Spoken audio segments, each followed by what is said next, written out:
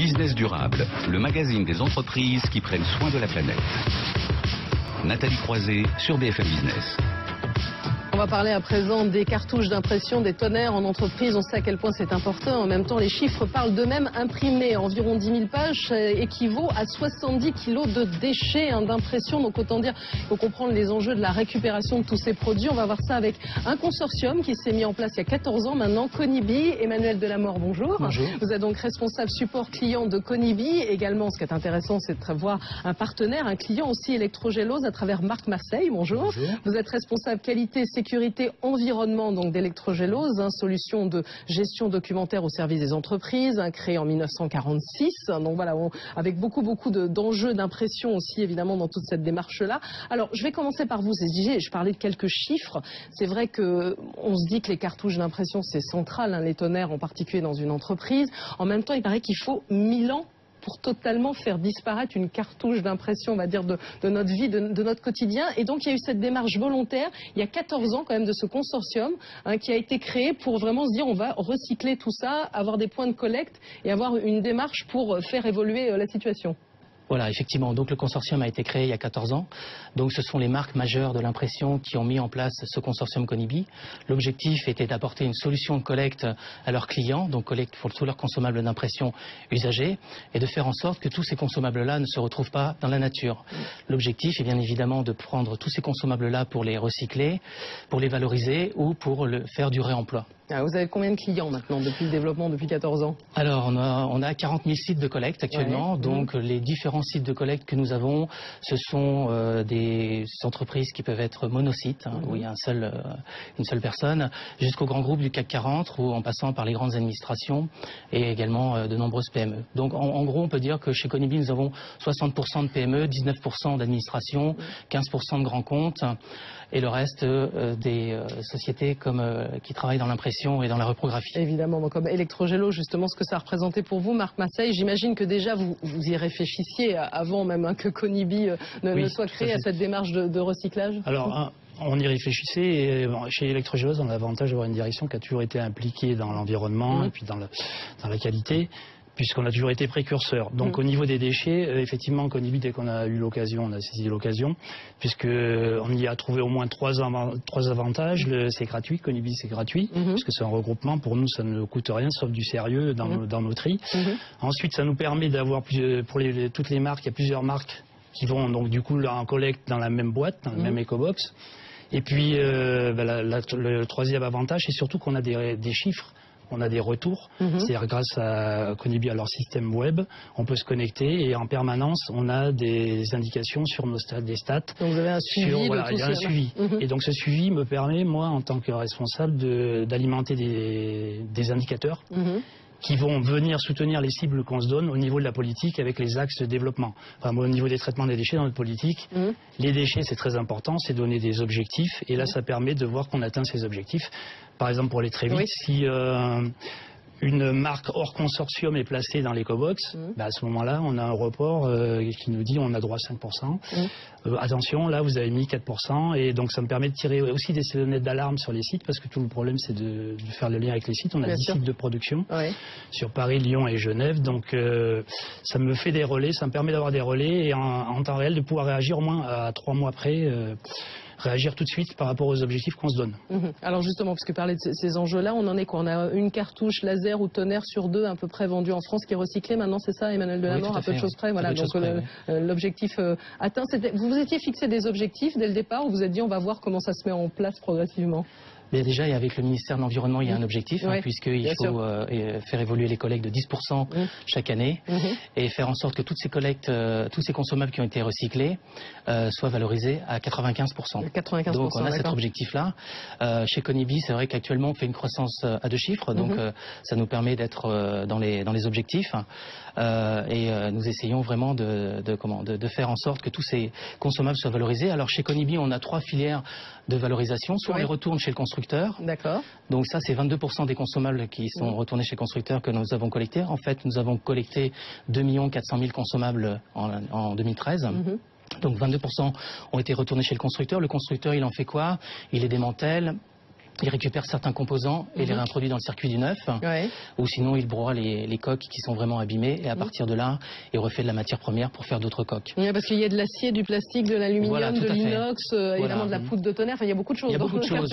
Exactement, il y a beaucoup de choses et on peut faire beaucoup de choses avec les cartouches de tonnerre.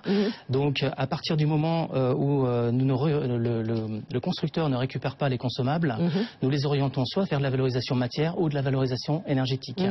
Donc la valorisation matière, eh bien c'est quoi?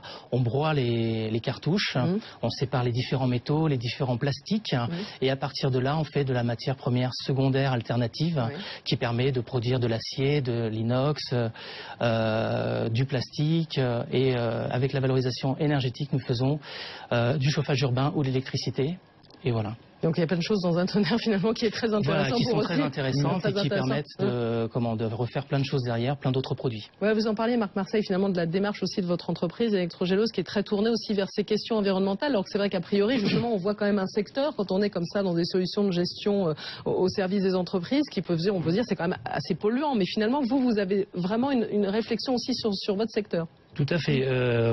On est en mesure même, donc comme vous veniez de l'aborder, on peut économiser du métal. Enfin, dans le processus de remise dans le circuit de la matière, après qu'elle ait été triée, on est même en mesure de dire à nos clients, ben voilà, on a diminué, vous savez pas, du fait de travailler chez nous, ben vous avez diminué votre impact environnemental. Par exemple, en 2013, on a économisé 10 mètres cubes d'eau.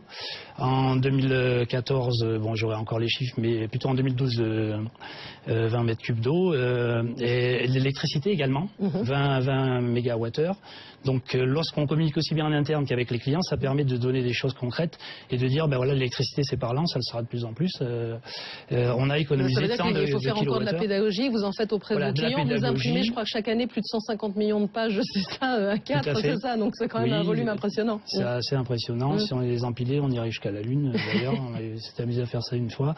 Donc c'est très important et surtout ça nous permet de travailler sur ce qu'on appelle chez nous les 3 R, c'est-à-dire de pas seulement parler recyclage, parce que finalement tout le monde parle recyclage. Bon, là aujourd'hui on est sur le recyclage, mais bien avant le recyclage, de parler de ce qu'on appelle la réduction. C'est ce qu'on fait dans nos ateliers. Bon, le papier reste encore notre matière, on réutilise ce papier. La gage d'impression permet de réutiliser pour caler nos machines de façonnage. Et surtout, encore en amont de ce R, la réduction. C'est-à-dire déjà concevoir dès le départ. Donc voir de l'éco-conception. Voilà, l'éco-conception, c'est-à-dire le meilleur déchet, le déchet le plus sympa, c'est celui qu'on ne produit pas. Donc déjà dès le départ, éviter d'avoir des déchets. Donc chez nos clients, on fait de l'éco-conseil de plus en plus. Et on se rend compte de plus en plus qu'on a besoin de compétences et on améliore nos compétences au niveau de cet éco-conseil. De manière à conseiller les clients pour que l'impact finalement de leurs produits à la fin soit le plus faible possible. Oui, justement, Emmanuel Delamore, est-ce que c'est encore perçu comme finalement un élément central, on va dire les cartouches d'impression, les tonnerres en matière justement, la nécessité de les recycler, ou est-ce qu'il faut encore vraiment faire de la pédagogie? Il faut beaucoup communiquer c'est encore compliqué, énormément. Chez les grands comptes, c'est une chose qui est acquise. Ils ont des services environnement, des services généraux qui ont déjà développé les filières, enfin pris en charge la filière. Dans l'administration, donc c'est également pris en charge. Dès qu'ils font un appel d'offres, ils mettent systématiquement la collecte en place dans cet appel d'offres. Donc tout ça, c'est acquis. Je pense qu'il faut plus parler dans les PME. Dans les PME, oui. Qui ont vraiment besoin d'assistance. On a beaucoup d'appels chez Conibi de clients qui nous disent voilà, mon technicien m'a dit que je pouvais vous remettre ma cartouche d'encre. Est-ce que c'est vrai? Est-ce que je peux vous la remettre? Donc dans ces cas-là, effectivement, il y a de vraies questions, tout à fait. Et les gens ne s'interrogent pas sur ce que vont devenir les cartouches. Alors donc on leur explique. Vous parlez des enjeux, même enjeux gouvernementaux, ce qui est mis en avant. Là, typiquement, vous êtes dans une démarche volontaire, on peut se dire. Et finalement, on voit tellement d'éco-organismes créer plus globalement quelque chose de stimulant aussi, finalement, globalement, pour les entreprises. C'est très bien d'avoir une démarche volontaire, mais aller encore plus loin. Ça pourrait être envisageable? Là, il faut effectivement, il y a beaucoup d'enjeux actuellement pour aller plus loin. Donc, on attend des retours de la part du ministère actuellement. Voilà, c'est pour ça, c'est important. Il faut le souligner. Et l'éco-conception dont on parlait, puisqu'on parle beaucoup d'économie circulaire, ça peut être envisagé dans cet univers de l'impression. C'est encore, faut encore beaucoup y travailler. Alors, Sur l'éco-conception, nous, Conibi, on ne va pas intervenir sur la conception de la cartouche. On intervient dans la fin de cycle de vie du produit. Donc, on va faire en sorte de recycler ce produit dans les meilleures conditions, d'avoir une usine, et on utilise l'usine la plus performante d'Europe actuellement, pour en retirer le maximum de matières premières secondaires et faire en sorte que la production de cette matière première secondaire ne soit pas très énergivore. Donc on a une usine qui est très économe, qui utilise très peu d'électricité pour produire cette matière première, qui rejette très peu et quasiment pas de poussière dans l'atmosphère, et qui, par exemple, avec les filtres, permettent de réchauffer l'usine l'hiver. En tout cas, on a bien compris qu'il y a des gros enjeux, qu'il y a une démarche volontaire, Conibi, ce que vous faites, mais que, pourquoi pas encore accélérer et réfléchir aussi plus globalement à ces questions-là. Mais ça, on pourra y revenir, en parler. En tout cas, n'hésitez pas à aller voir du côté de Conibi. Merci Emmanuel Delamore, donc responsable support client de Conibi. Et merci à Marc Marseille, donc responsable qualité, sécurité, environnement d'Electrogelo. C'est donc déjà la fin de cette émission Business Durable. Très belle fin de week-end sur BFM Business.